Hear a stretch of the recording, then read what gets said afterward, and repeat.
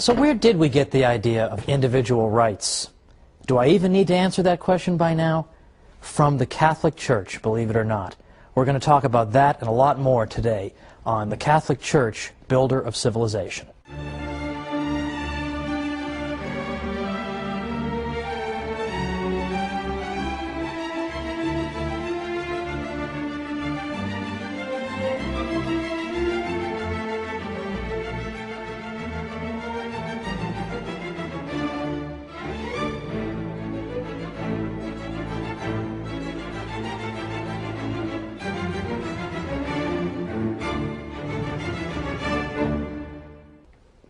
Welcome to the Catholic Church, Builder of Civilization.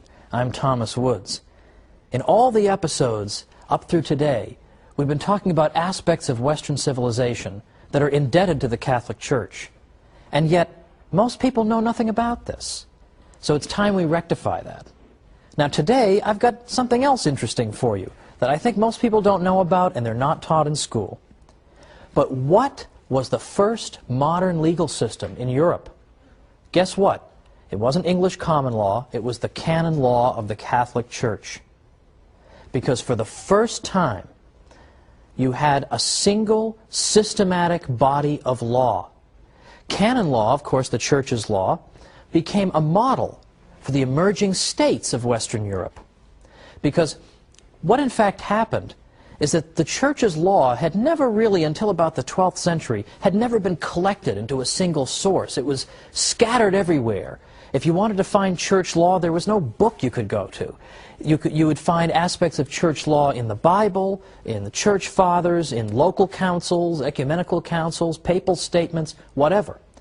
But there was no systematic source that you could consult. And that came to an end in the year 1140, when a man named Gratian wrote the Concordance of Discordant Canons. And this work brought together and synthesized all these various sources of the Church's law, brought them together and made them into a single coherent whole. And in effect, by doing that, Gratian showed the Western world how you put together a legal system, how you take disparate elements that are scattered and you bring them together into a single whole that makes sense. Now this is not always so easy, because when you have so many sources of law, it's not surprising that sometimes you find contradictions. One source says you should do A, another source says you should do B. When you're bringing the law all together, how do you resolve that? Should you do A or B?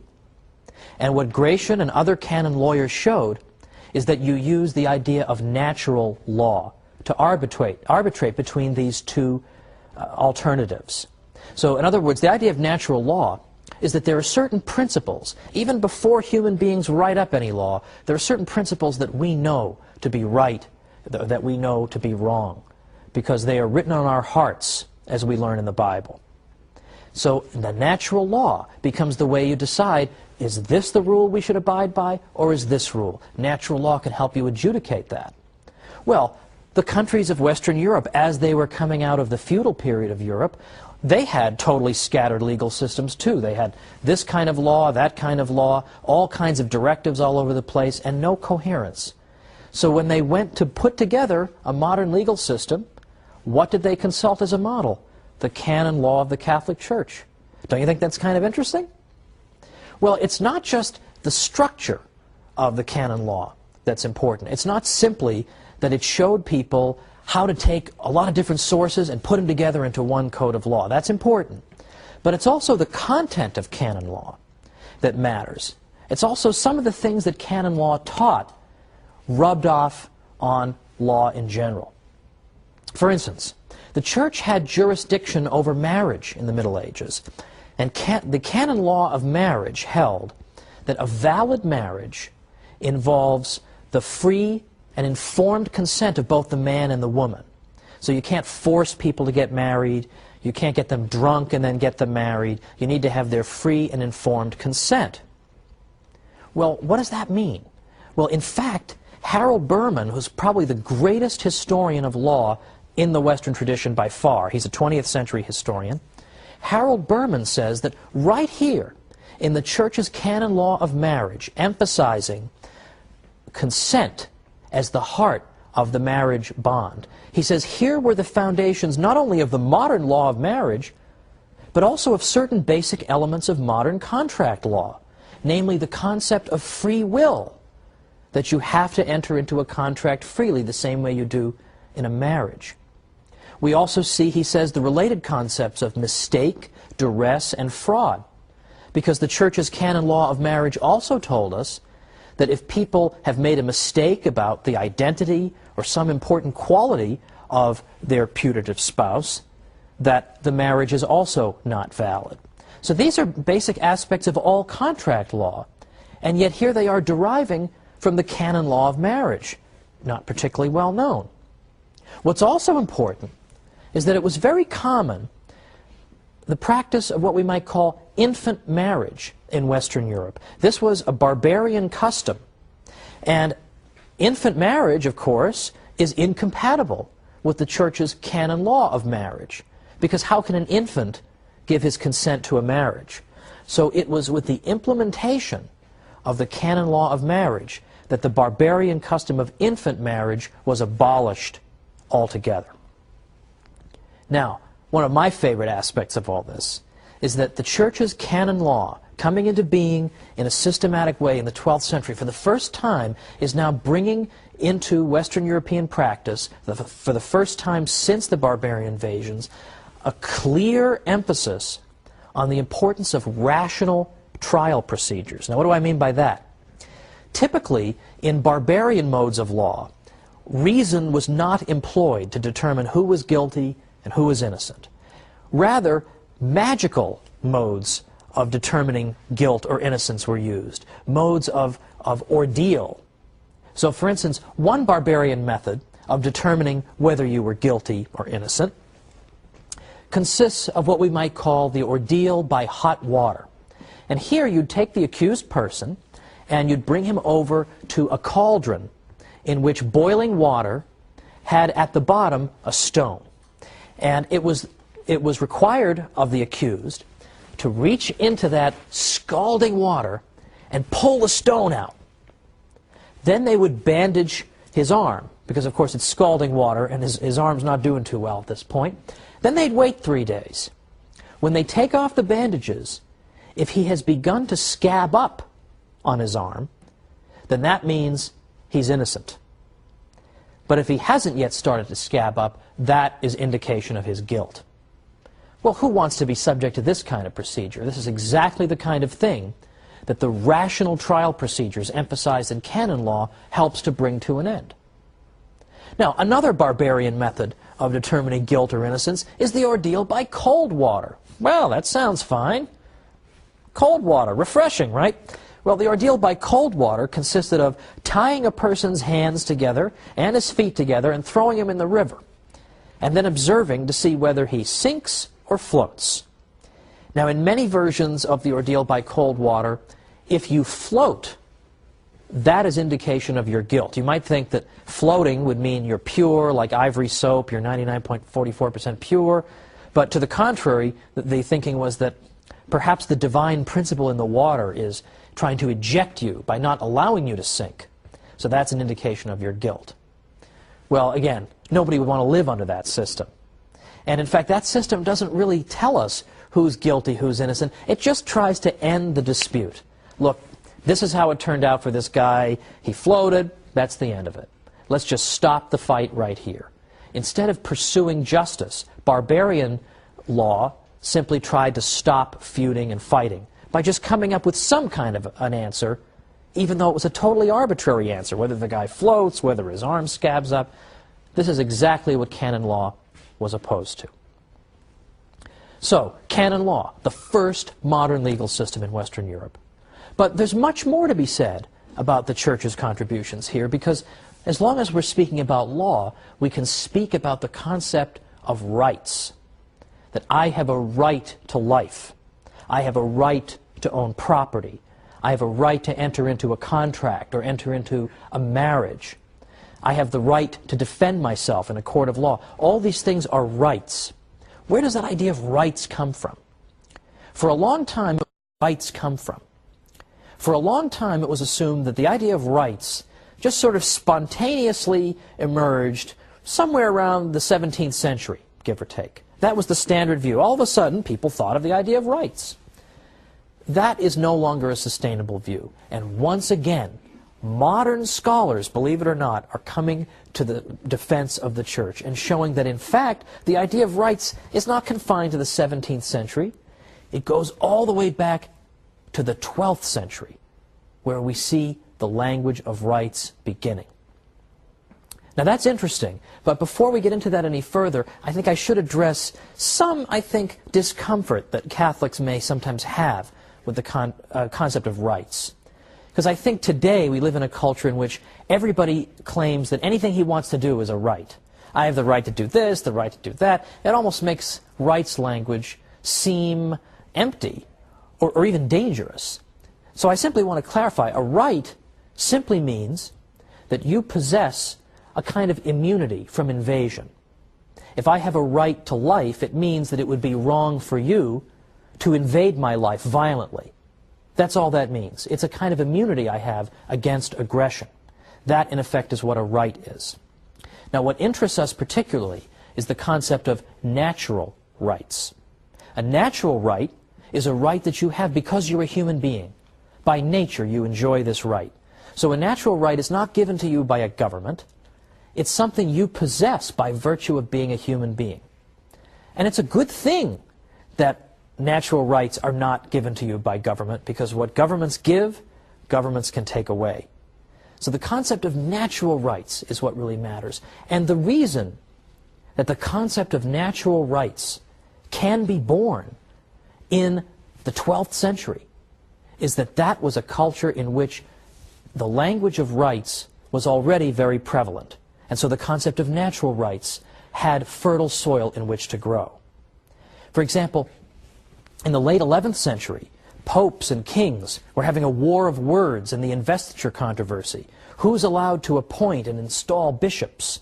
Well, popes would speak about their rights, and kings would speak about their rights. Lords and vassals in feudal Europe, they have rights and obligations. Medieval towns had rights against the king. So, in fact, the concept of rights is embedded deeply in the 12th century. But what develops out of it is the concept of natural rights. Now, how is that different? The right I have as a pope to install bishops is not a natural right. Not all human beings have the right to install bishops. That's a right you have as a pope. A natural right is a right that everybody possesses by virtue of being human. But people who are constantly thinking about rights, the rights of the pope, the rights of the king, the rights of the lords, the rights of the vassals, the rights of the medieval town, well, these are people who are going to start thinking, aren't there just rights that human beings possess because they're human beings? And we start to see from about 1150 to 1300, this crucial period is where we really begin to see the concept of natural rights blossom. So this came out of the heart of the church. This wasn't developed by the church's enemies. The church was way, way ahead of everybody on the concept of rights. But now let's take this idea and develop it even further, because we're going to be coming back from the break in a minute. We're going to talk more about why natural rights are so important and the church's role. So come on back and join me.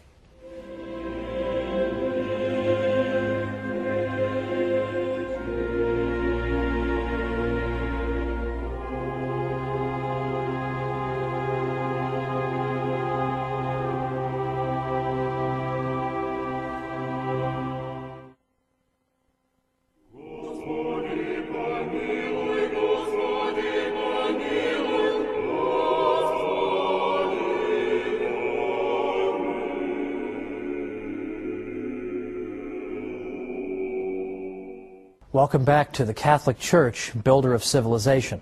I'm Thomas Woods. Today we're talking about law and rights.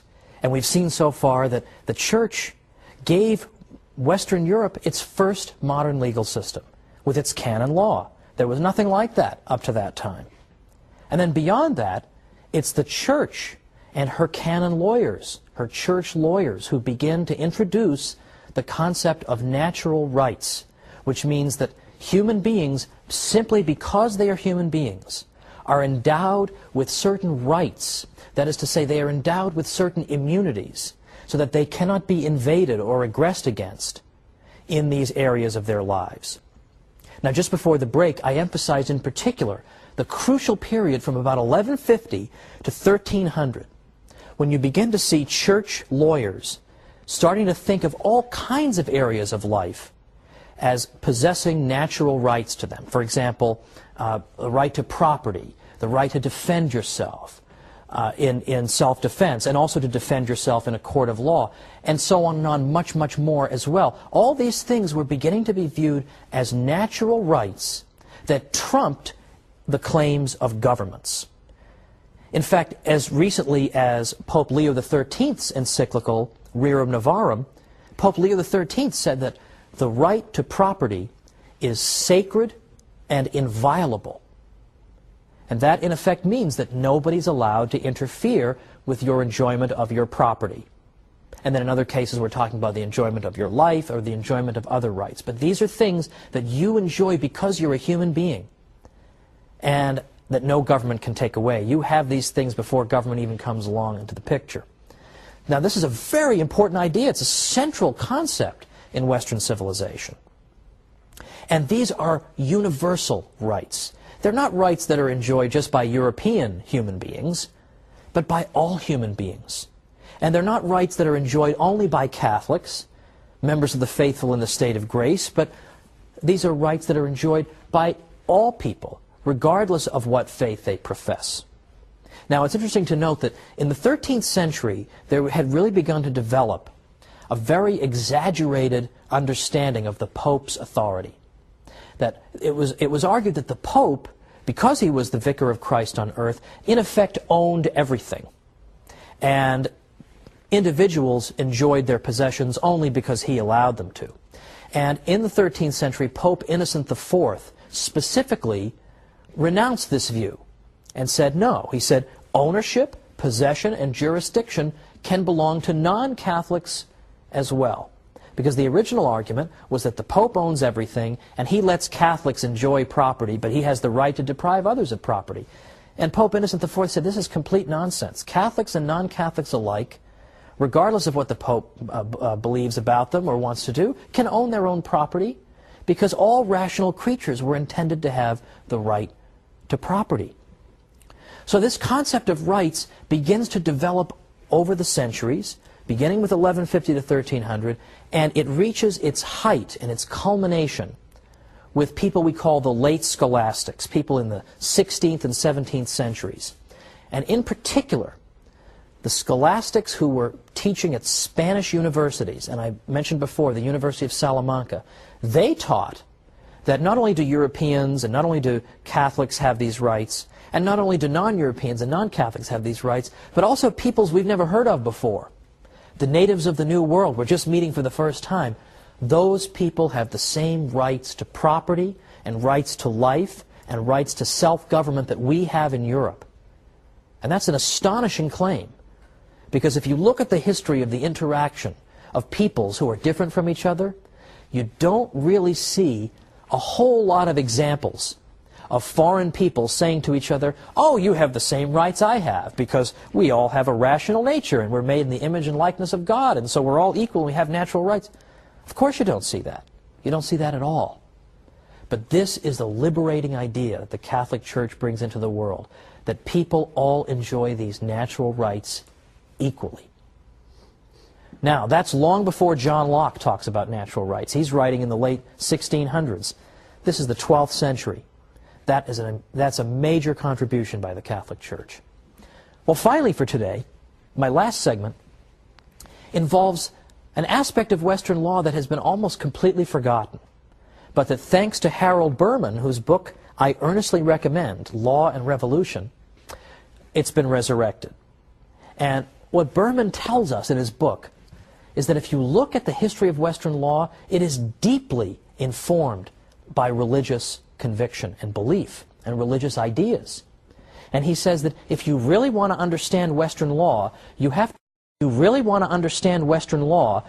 to understand St. Anselm's doctrine of the atonement.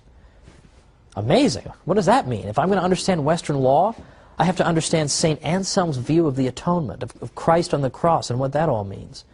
Well, as a matter of fact, you do. And I'd like to take the remaining minutes to explain that. First of all, what did St. Anselm, who, as you'll recall, lived until 1109, what did he have to say about the atonement? What on earth does that have to do with Western law and the law of crimes in the West? St. Anselm was interested to answer the question, why did God become man? It's a good question. Why did it happen? Why did God not simply reconcile the human race to himself from heaven, just sending down a declaration directly from heaven? Why does the God-man come into the world? And St. Anselm tried to answer the question in this way, just using rational principles. He said that when human beings introduced sin into the world, they in effect closed off paradise to themselves. Now, God had intended people to enjoy eternal blessedness, but yet they've introduced sin into the world, and so in a certain sense, we can, in some sense, say that we've frustrated God's intention. So how are we going to make this right? St. Anselm says we have violated God. We have in effect committed an injustice against God. The scales of justice are out of balance. The order of justice has been torn by our wrongdoing. And that needs to be repaired. And it can't be repaired by God just saying something to us from heaven. It has to be really repaired by somebody. We cannot go on. There can't be any healing, so to speak, until justice has been repaired. How is justice going to be repaired? Well, the human race could be punished, and that could repair the damage. But for the human race to be punished enough to make good what has been done to God, the human race would have to be punished to an unbelievable degree to satisfy God's justice. It's not even clear we could do it. But even if we could somehow satisfy the demands of justice, the fact is that whatever punishment it would take to us to make good what's been wrong, the wrong that's been done to God, whatever punishment it would take would probably also deprive us of eternal blessedness. So God's intention would be frustrated again. So Anselm says, look, justice itself, justice in the abstract, has been assaulted by sin. How are we going to fix that? God could fix it by declaring it fixed, but he shouldn't have to do that. Satisfaction should be made to him. Now, human beings should make satisfaction to God, but they can't. They can't offer him enough that would satisfy such a devastating demolition, in effect, of the demands of justice. So what, in fact, has to happen for this ever to be healed? There has to be a God-man whose sacrifice can be punishment enough to, in effect, heal the rupture of justice. So that is, in effect, in a real nutshell, what St. Anselm has to say about the atonement. He's saying that when wrongdoing occurs, the only way we can make good on it is if there is some punishment meted out that is proportionate to the offense. Now, in the case of sin, the offense is infinite, and the one offended is infinite. So therefore, something infinite has to be done, in effect, to make satisfaction so that this breach of justice can be healed. Well, in that type of culture, where St. Anselm's views are being spread around, it's no surprise that the idea of the law of crimes is influenced by this, because people begin to say that if you commit a crime, in the same way that the human race committed a crime against God when the human race introduced sin to the world, if you commit a crime, you're not just wronging the person you rob or kill. You are wronging justice itself. The same way the human race wronged justice itself. And we could not make any progress, and we could not satisfy justice unless this breach is somehow healed by a punishment proportionate to the crime. Well, likewise, the Western law of crimes that we are very familiar with says, if you commit a crime against some other party, how are we going to resolve it? Well, we view it as you not only having wronged that person, but you have wronged justice itself, just as the human race did against God. How are we going to reconcile that? How are we going to fix that?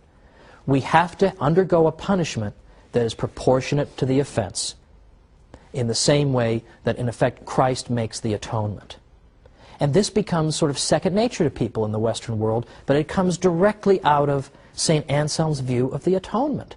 So there is fundamentally a religious aspect at the very heart of the Western concept of law.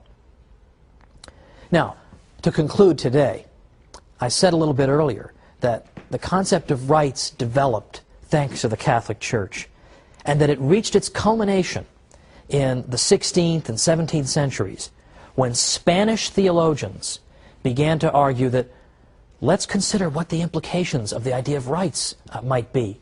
Here we are discovering new peoples in the world. Those people have the same rights we do. We have no right to enslave them. We have no right to depose their rulers and install Catholic ones. We have no right to go to war with them simply because they are of different religion from what we have. And they have just as much right to own property as we have, because these are natural rights. They're not just Catholic rights, they are natural rights.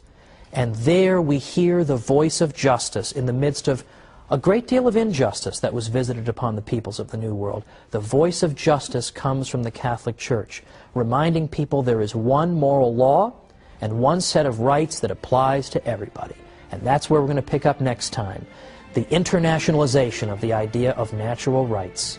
So join me next time for the Catholic Church, Builder of Civilization.